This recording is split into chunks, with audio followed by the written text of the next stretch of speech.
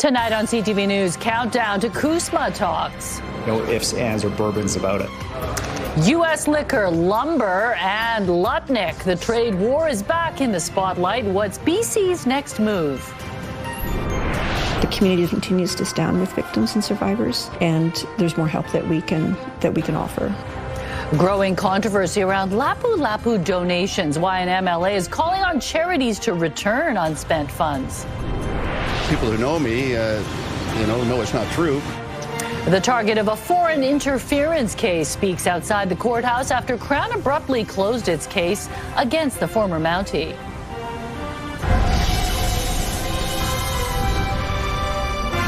This is CTV News with Mi Jung Lee.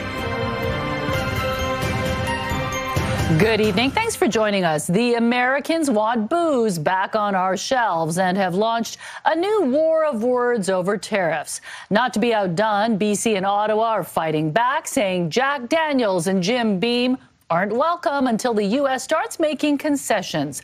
All of it playing out as the deadline for a new trade deal fast approaches. Rob Buffum leads us off tonight.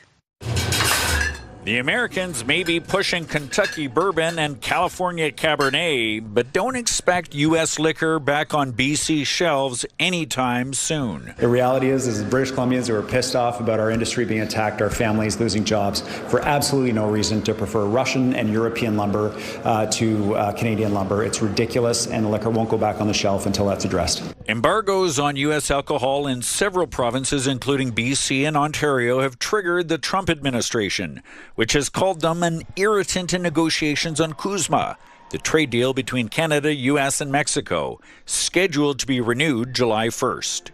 It is outrageous that Canada will not put U.S. spirits on the shelf.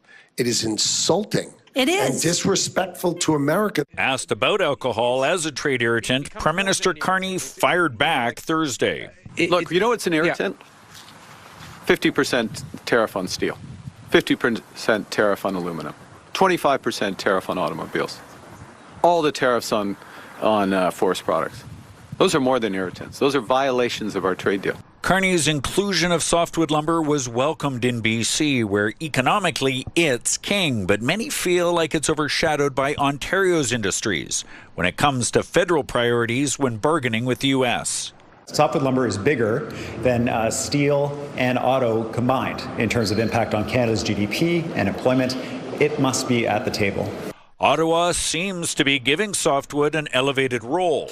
Industry reps invited to a meeting Thursday with the chief negotiators for Canada in its CUSMA talks. They asked to listen to us today in preparations for those discussions for CUSMA. A renewed deal for CUSMA is already seen as unlikely by July 1st.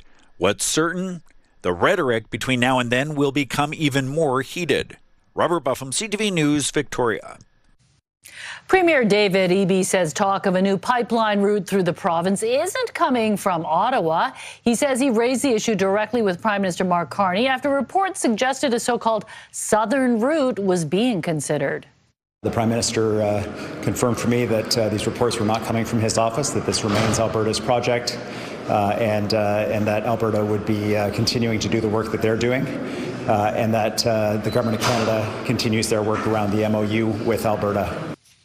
Eby reaffirmed BC's opposition to any pipeline that would require oil tankers to travel along the north coast. He added that speculation around the project continues to harm real projects that are helping lift up the Canadian economy. To a tragedy on the roads this morning, a man who was simply trying to corral his dogs has died after being hit by a vehicle. Mounties say it happened at around 5:45 this morning on Lougheed Highway, just east of Maple Ridge's Albion neighborhood. Investigators closed the road between 240th and 272nd Streets for several hours, but it has since reopened. Vancouver has big plans for lots of projects, but it is going to be pricey. They include new sidewalks, upgrades to rec centers, and new swimming pools. It will cost billions of dollars, and no surprise, it's left some councillors uneasy. CTV's Dimitra Maragos now on what tops the list and who wants to give it all a second look. The mayor's proposed vision for the 2027 to 2030 capital plan includes a $400 million investment into shared community spaces. The 2027 to 2030 capital plan sets out how the city would spend on roads, parks, and public facilities, prioritizing core infrastructure like sidewalks and public spaces. $400 million is earmarked to renew or replace 5 community centers. Priority sites include Dunbar, Hastings, and Kensington. Well, I think what we're hearing from speakers is how important the community amenities are and how big the infrastructure deficit is, because previous councils have not invested sufficiently in the community infrastructure. So this is about setting a bold direction. It's about picking up the pace. It's about getting going on it. We know a lot of our community centers need renewal. Selected based on building conditions and how heavily they're used by the community. Sims says the investment is meant to address long-standing infrastructure gaps and ensure community centers better reflect the needs of Vancouver's growing population. A lot of folks are questioning where the numbers came from, where the priorities came from. But City Councillor Pete Fry, who is running in October's mayoral race, says he has concerns. This is definitely putting the cart before the horse and not really allowing the professional staff that we have who come up with the recommendations and weighing it against our borrowing options and our capital infrastructure and our operating budget and how we pay it back. And adds he worries about the city's bottom line. If the mayor is on the one hand pledging to borrow a lot of capital, but he's also promising if he gets reelected that he will reduce operating taxes and have another 0% budget, we get into a really sticky situation where how do we pay for it? If approved, this would be the first capital plan under Mayor Sims' tenure. Dimitri Marigo, CTV News, Vancouver. Meanwhile, council has approved the mayor's motion to get the ball rolling on a future Major League Baseball team in the city. During last night's meeting, Ken Sim called this a once-in-a-generation opportunity. He adds that the motion did not come out of left field, saying the city's office has been approached by serious proponents about a potential bid.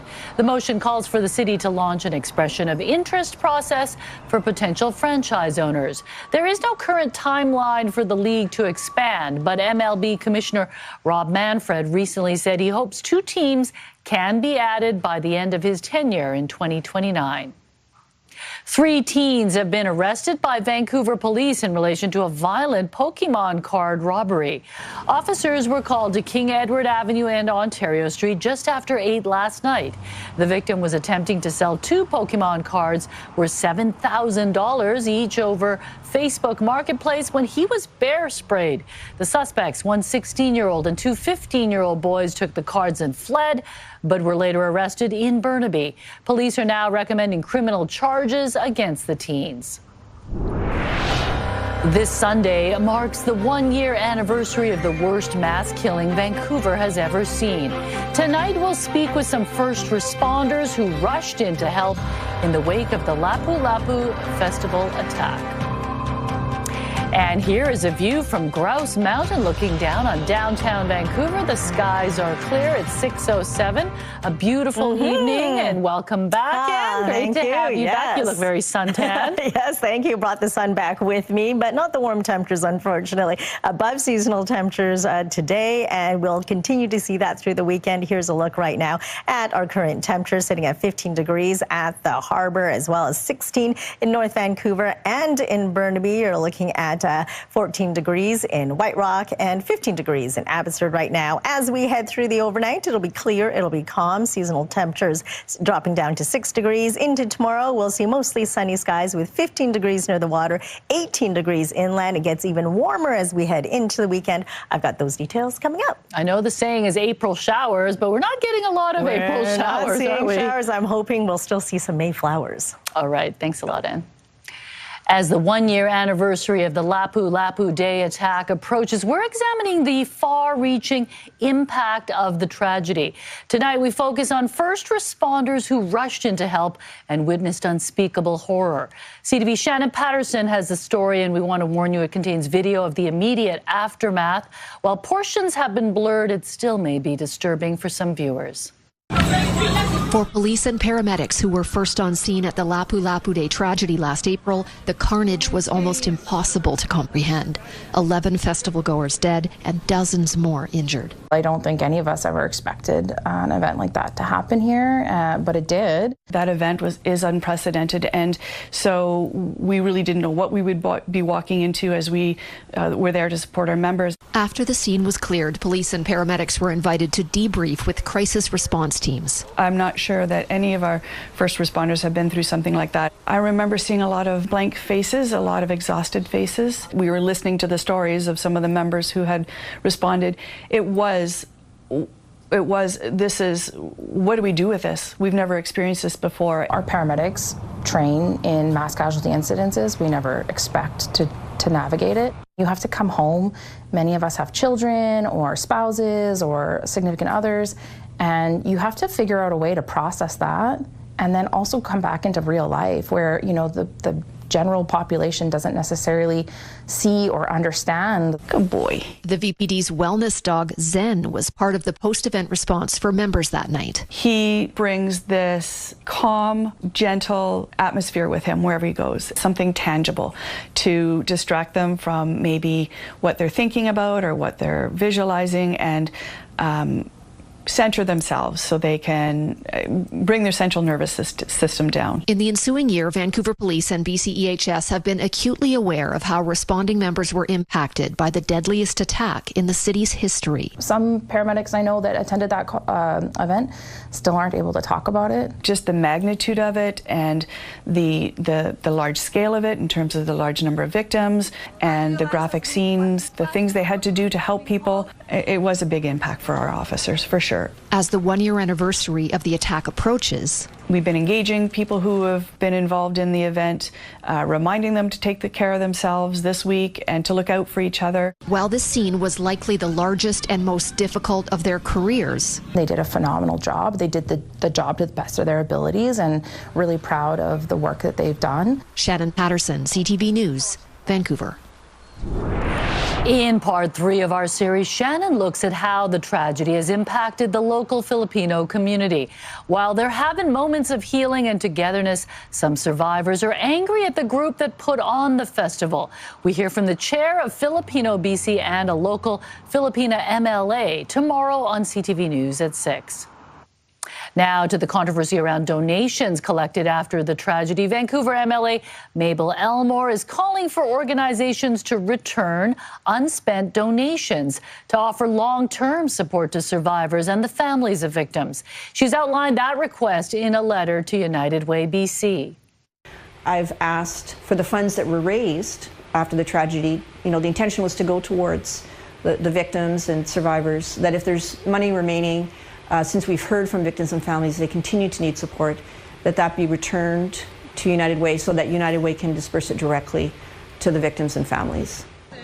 Elmore is urging United Way BC to ask organizations that received money from the Kapwa Strong Fund to return any unspent funds. More than $2 million was raised following the attack, with most of that money distributed to nearly 40 groups across the province. In a statement, United Way BC says all the funds have already been distributed and there is nothing left, adding that it recently distributed the final $100,000 to the United Filipino Canadian Associations in BC. We are hearing from the man who's pleaded not guilty in a highly unusual trial in Vancouver. The former Mountie is facing a rare charge under Canada's Official Secrets Act, accused of participating in China's fox hunt program. Our Penny Daflos now on where the case stands and what declassified top secret documents reveal. BC Supreme Court doesn't typically hear cases that sound like they're ripped from the pages of a spy thriller, but that's been the case this week. Well, there's already been a few surprises, maybe a few more, but I really don't have any insight that way. This is William Miker, arrested in 2023, accused of illegally working for the Chinese government in their fox hunt program, returning alleged economic fugitives to their home country. Prosecutors allege he laid the groundwork to coerce Vancouver businessman Kevin Sun, accused of bank fraud totaling $125 million, to return to China to face punishment. People who know me, know it's not true, and I've had tremendous support from around the world, actually. When he was with the RCMP, Michael worked undercover, infiltrating cartels and terrorist groups as he investigated financial crimes. In declassified top-secret documents about Project Severo presented in court, RCMP investigators revealed they weren't sure if Michael may have been an asset of CSIS, Canada's spy agency, or if he was a threat to national security. Michael moved to Hong Kong almost 20 years ago and has worked for various companies and governments as an advisor. He came under the FBI's radar in 2017, and the crux of his case lies in an email the Americans intercepted referring to a real estate mogul in Vancouver. Michael wrote, "We can impress upon the crook that we hold the keys to his future." His business, among other things, helps others in collecting debts. In effect, as do lawyers who sue people, as do, collection agencies. The prosecution's case ended abruptly on Wednesday without calling their star witness who was in the courthouse. Kim Marsh is another former Mountie who was best man at Miker's wedding. Miker has pleaded not guilty and is hopeful the judge rules in his favor. I'm just looking forward to being home with my children. After just 3 days in court, closing arguments are next. Then it's up to the judge to render her verdict. Penny Daflos, CTV News, Vancouver. A warning about a dangerous offender living in Surrey. Details about his violent past also coming up. We've cut tens of millions of dollars in municipal costs to help keep projects viable. What Surrey's doing to prevent more developments from turning into a giant pit like this. But is it enough? When CTV News continues, stay with us. The end of April has arrived, and as always, there's lots to do in Metro Vancouver. Here are some events and activities worth checking out. Well, Surrey police are warning the public about a high-risk offender who will be living in the city under electronic monitoring. 42-year-old Nathaniel Oderjan has a history of violence, including offenses towards women and underage girls. In February, he was sentenced to 1 count of luring a child under 16. Oderjan is currently out with a number of conditions, including no access to social media networks and no contact with anyone under 18 years old. Developers across Metro Vancouver are running into a tough market with high costs and fewer buyers. Some projects have pulled the plug altogether. But as CTV's Kevin Chirac reports, Surrey has plans to keep on building. Victory by Maskeen was a 200-plus unit condo project in Surrey, once set to open in 2027. Today, it's an empty pit and an eyesore for those living nearby. It's not so pretty. Neighbors tell me construction halted about a year ago, and according to court documents, the project is now in receivership, meaning a court-appointed receiver has taken control and the project's future is unclear. Pre-sale buyers are largely absent right now. This analyst says higher building costs and weaker demand are making it difficult for developers to move projects forward across the region. Now we're in a situation where prices have come off, but costs are still really high. And it's harder for developers to sell homes at prices that people are able to pay. We have to get through this, and it is a challenge. Surrey Mayor Brenda Locke says the city's decision last year to slash development cost charges, or DCCs, for builders is making a difference. DCCs are fees on new builds meant to pay for infrastructure, including roads and sewers. We've cut tens of millions of dollars in municipal costs to help keep projects viable. Despite a down market, particularly for condo towers, Locke says this year the city has issued more than 700 building permits, set to add nearly 3,000 new homes. This comes as Metro Vancouver has also moved to lower some of its DCCs. All this stuff kind of adds up. If we see, Metro DCCs come down and municipal DCCs come down, like that has a meaningful impact on the overall price of the home. Efforts to keep projects moving and avoid empty sites like this. Kevin Chirac, CTV News, Surrey. A Burnaby woman has been sentenced in a major drug importation case. A judge handing down more than 5 years behind bars after a significant seizure of meth at the border. 47-year-old Sukhvinder Kaur Sangha was sentenced after pleading guilty to importing meth from the U.S. into Canada in October 2021. Officers at the Pacific Highway border crossing found 100 kilograms of the drug hidden in a vehicle. Sangha will also face a 10-year weapons ban.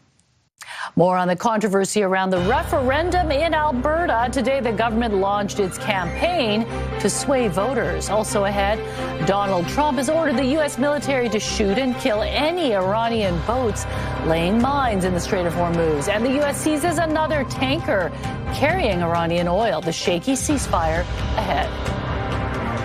Kilauea volcano is erupting once again, with lava fountains shooting up to 1,000 feet into the air.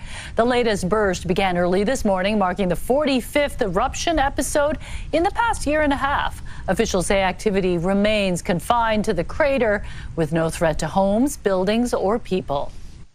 Albertans will vote on 9 questions related to immigration and the Constitution this fall as the province launches a campaign to persuade voters. But the effect of the entire exercise is unclear. The Premier won't say what happens if the results don't go her way.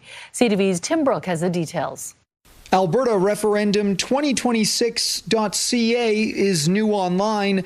Here's Premier Danielle Smith explaining what the page does. The website cuts through the technical and constitutional language and delivers the fact in an accessible and relatable way. The site is focused in on the 9 ballot questions Albertans will answer in October. They ask if the province should take more control over immigration and push for certain constitutional changes. But one economist says the site doesn't tell the whole story. His advice? Seek out a lot of different information sources and try and combine information and data and insight and indeed opinion from a wide variety of quarters and sources. The webpage is short on details, and that's likely by design. The Premier openly admits to putting her thumb on the scale. I'm not neutral in it. I think these are the right policies for Albertans. So the real question then becomes, what happens if the province does not get the strong mandate it's looking for? If we don't, then we'll address it at that time. She's been very clear that she's looking to get the support for decisions that she already wants to make, initiatives she already wants to embark on. Elections Alberta estimates the process will likely cost $36.7 million, about the same as the 2023 provincial election. The opposition wonders why taxpayers should fund a costly trip to the polls and a yes campaign before that if the answers are already chosen. We had a referendum on daylight savings time. It failed. The Premier institutes daylight savings time anyway. She doesn't care about democracy. She's going to do whatever she wants anyway. To the Middle East now, where Donald Trump has ordered the U.S. military to, quote, shoot and kill Iranian small boats in the Strait of Hormuz. Tehran has released video, it says, shows its troops capturing a ship in the strait yesterday. 3 vessels in all were attacked. 2 of them were seized. Iran's leverage in the crucial waterway gives it power during a shaky ceasefire because of the impact on the global economy. Trump says the U.S. military is intensifying its mine-clearing efforts in the strait and has total control over it. The strait remained fully closed today. Meanwhile, the United States seized another tanker today associated with the smuggling of Iranian oil. The Guyana-flagged vessel was boarded in the Indian Ocean. The Pentagon says it will continue global maritime enforcement to disrupt networks and vessels providing material support to Iran. On Tuesday, Trump extended the ceasefire with the Islamic Republic while maintaining an American blockade of Iranian ports. Iran says its men's national soccer team will play in the World Cup games in the U.S. Today, the country's sports minister said the national team is preparing for proud and successful participation in the World Cup.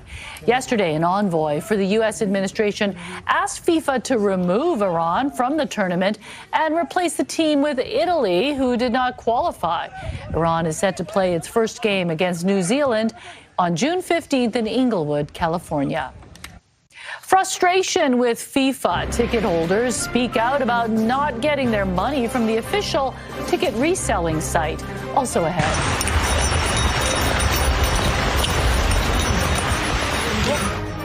A scary encounter with a bear. What this hiker did moments before the bear lunged at him. We hear from a witness coming up. Time now for tonight's Skywatch. The CTV drone flying out of the cherry blossoms on East 22nd Avenue near St. George under a clear blue sky in East Vancouver. CTV Skywatch is brought to you by Kermac Collision and Autoglass, the name you'll remember when it matters. Kermac cares for kids. Dashcam video captures a shocking moment. A small plane clips a power pole in Los Angeles. You can see sparks erupting before the plane crashes into a parking lot. Officials say the pilot, a 7-year-old man, was the only one on board. He was taken to hospital in critical condition, but he's expected to recover. The cause of the crash is currently unknown. And staying in California, every hiker's worst nightmare has been caught on camera as a man was charged by a bear.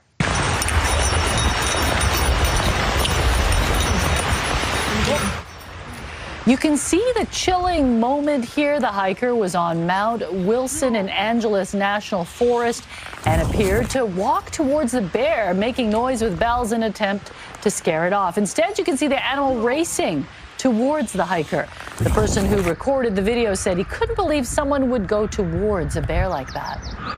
I'm not sure what was going through his mind, to be honest, because, I mean, the last thing that you would think about is somebody would actually walk towards the bear. And at that point, I was a little bit concerned for his safety. The group hid behind bushes until the bear passed, and they all made it safely back down the mountain.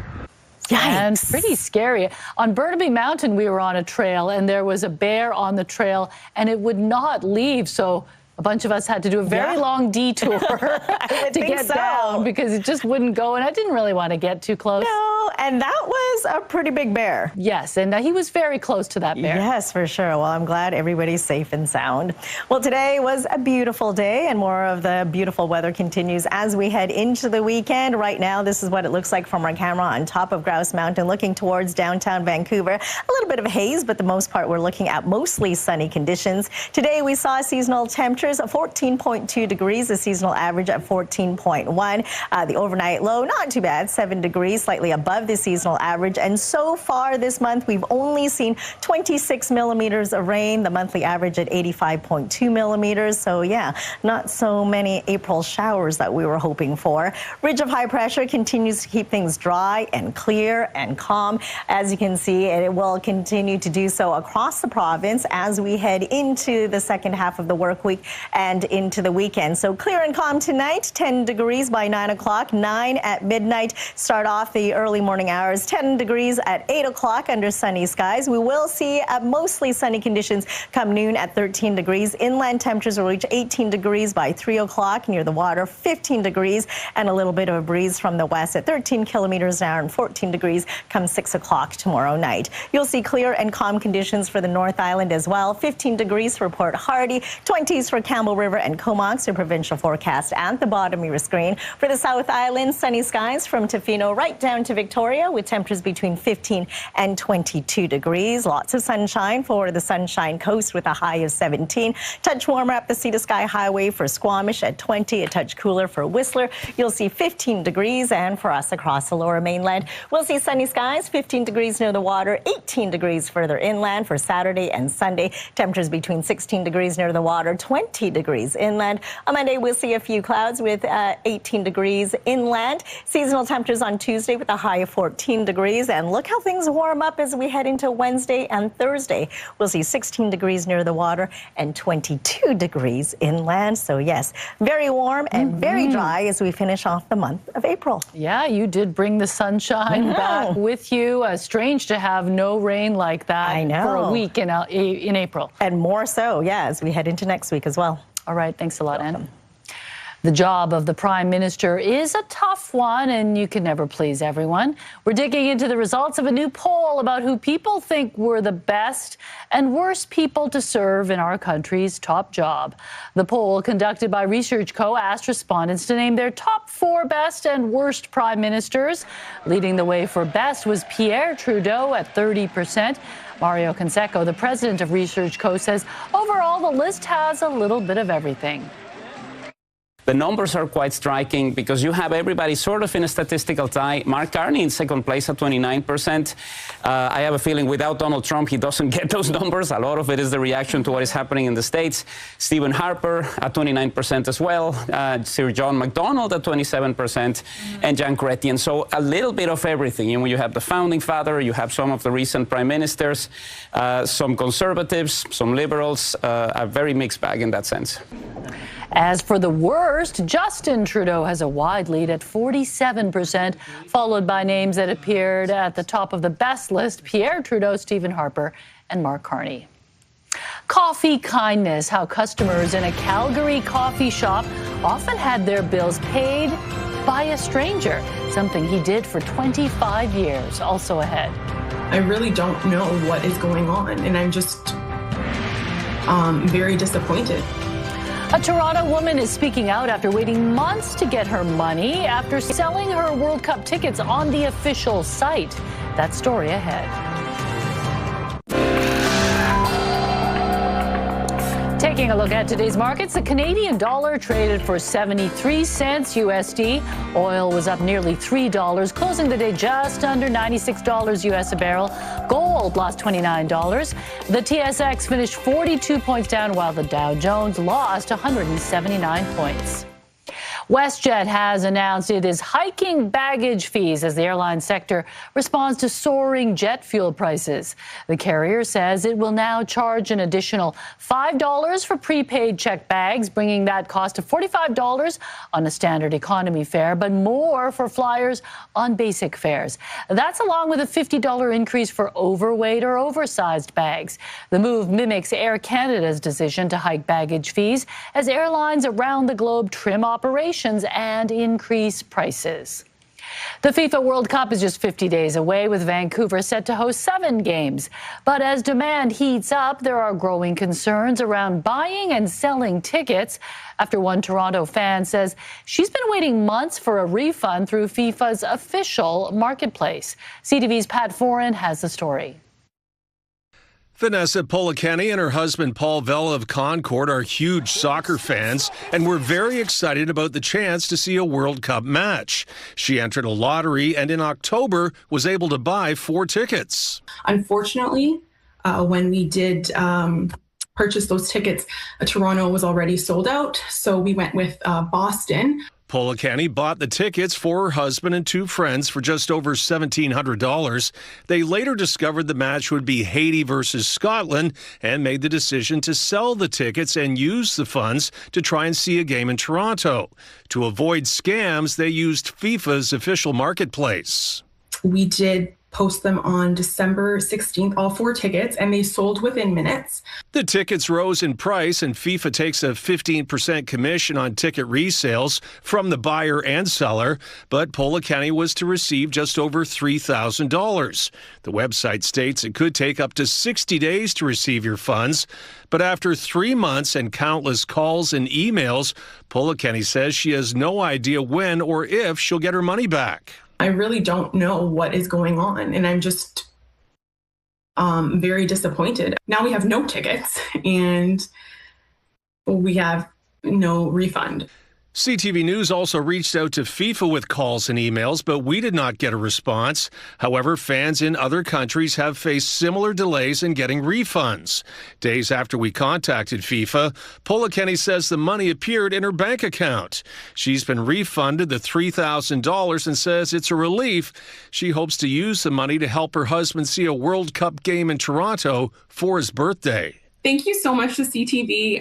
Like I said, I'm really appreciative of a platform like this, and I hope he gets to go, and we'll be using that money definitely towards those tickets. Pat Foran, CTV News. A Calgary man who quietly bought coffees and meals for strangers at a local coffee shop is being remembered, while with his legacy now driving major fundraising for mental health research. For more than 25 years, customers at Cafe Beano were occasionally met with a surprise at the till when their order was paid for. It was always anonymous until now. Norm Johnson was behind the generosity. The Calgary businessman and regular at the coffee shop died 2 weeks weeks ago at the age of 76. In the week since, more than $160,000 has been raised in his memory for the University of Calgary's mental health initiative for stress and trauma known as the MIST program. Those who knew him say his quiet giving was only part of the story.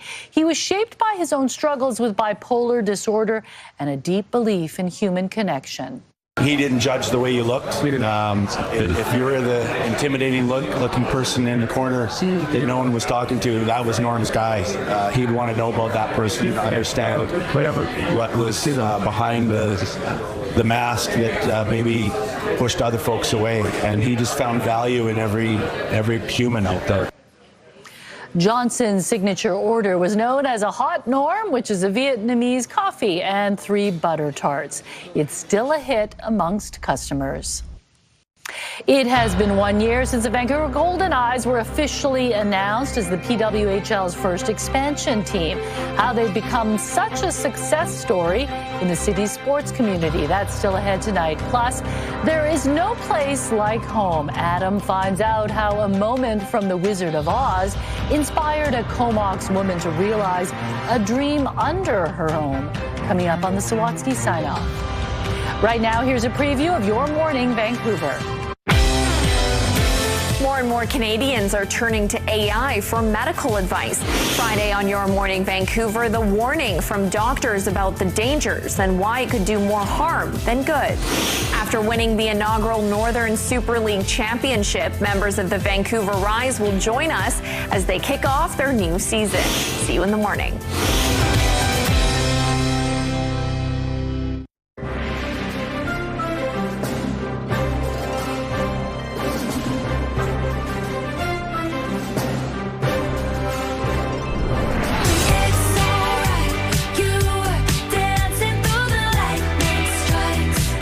Spotify is celebrating its 20th anniversary by revealing its most streamed artist of all time. At number 1, Taylor Swift, still very much in her chart-topping era. Bad Bunny came in second place, followed by Drake in third as he prepares to release his new album, Iceman.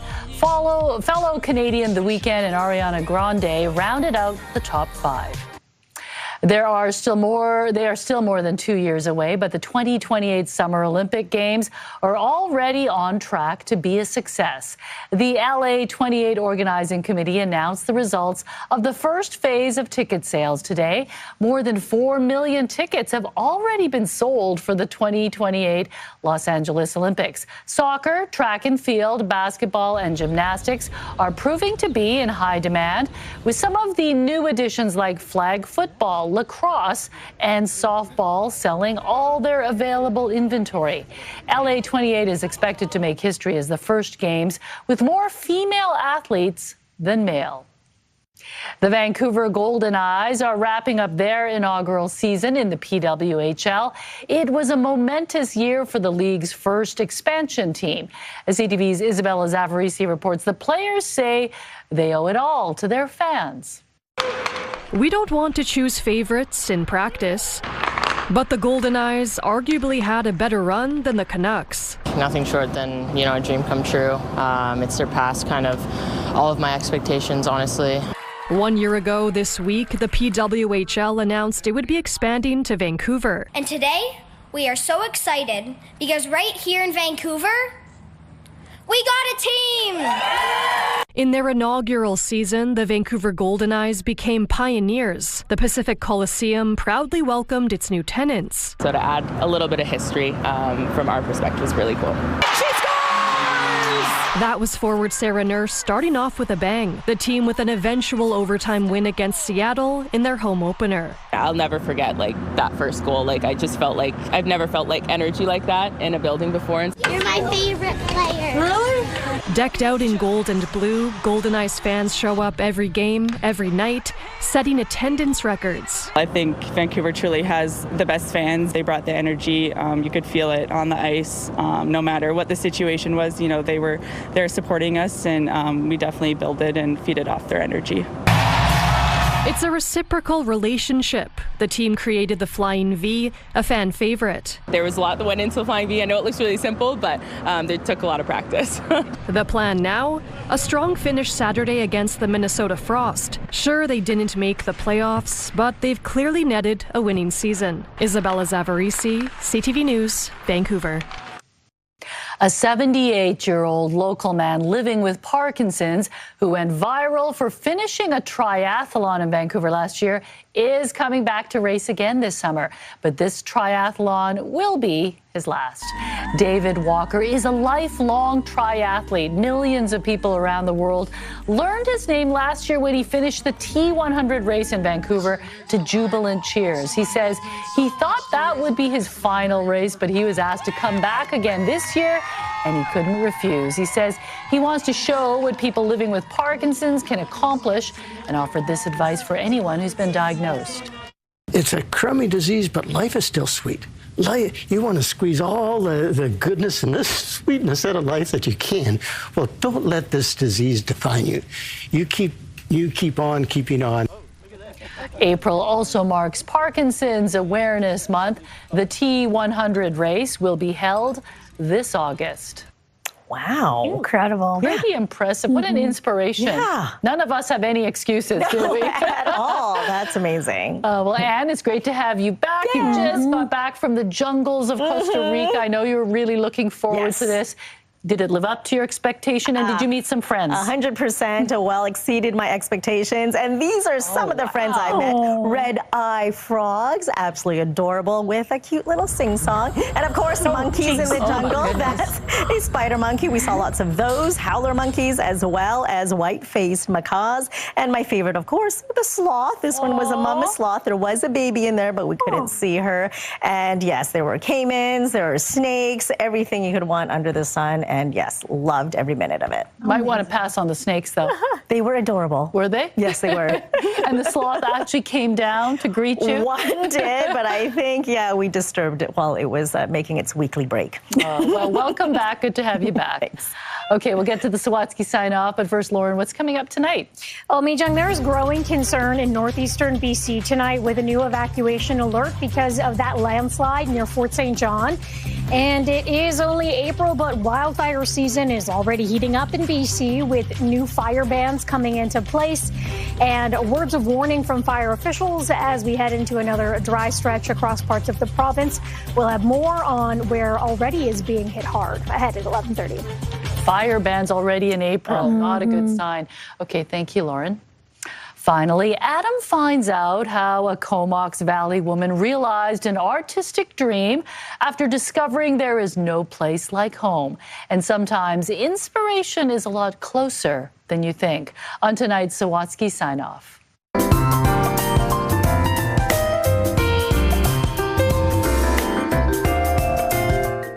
Just a couple things to do. To appreciate what's beyond that door in the floor. There we go. And what she's been doing down there. All right, here we go. You need to know how Bean Holden had been feeling up here. I felt like I was missing something. Something she first found back when she was posing for black and white pictures. Drawing. It's great to be able to do that. There's nothing like it. But after decades of life getting in the way of pursuing her passion for art, Bean felt like she was living in a black and white world. And then I thought, where is my heart? A question she answered decades later when she found the courage to take a painting class. It was like the Wizard of Oz when they changed it from black and white to color. She was so inspired, Bean painted more than 80 canvases in countless colors. Once I turned on that side of my brain again, I couldn't stop. Even better, people started buying her paintings. So Bean decided to go pro. But gallery owners said that they were looking for different subject matter to sell. It was disappointing. I don't let things like that stop me. But it wasn't until that day Bean went to store her unsold paintings in the crawl space. Hey, this is a really cool thing to do. That she came up with a creative solution. What a crazy idea, honestly. And watch this pipe. Instead of following a yellow brick road, Bean invites you to crawl along a path covered in knee-cushioning foam before arriving in her wonderful world of art. The Crawl Space Art Gallery. Wow. The gallery includes an eclectic display of paintings and low tables for art aficionados to socialize around. That idea of being strange went away, and it was, this is a really fun thing to do. And like when Dorothy clicked the heels of her ruby slippers, Bean has discovered that when it comes to realizing your art gallery dreams, there really is no place like home. Your dreams are attainable, and you should keep going and reach them. Adam Sawatsky, CTV News, Go Mocs. The Sawatsky Sign-Off, brought to you by 1-800-GOT-JUNK. They make junk disappear. All you have to do is point. Usually crawl spaces are dark, scary places. She has just lit that up. Great gallery. Beautiful. All right, let's take a look at our beautiful photo of a bee working hard in a soyuz. Thanks, Greg, for sending this photo in. And we want to see your scenic snapshot as well. So email us at scenicsnapshot@ctv.ca. Wow, great photo. Nice and close. Well, thank you for joining us. Lauren's back tonight at 11:30. Good night.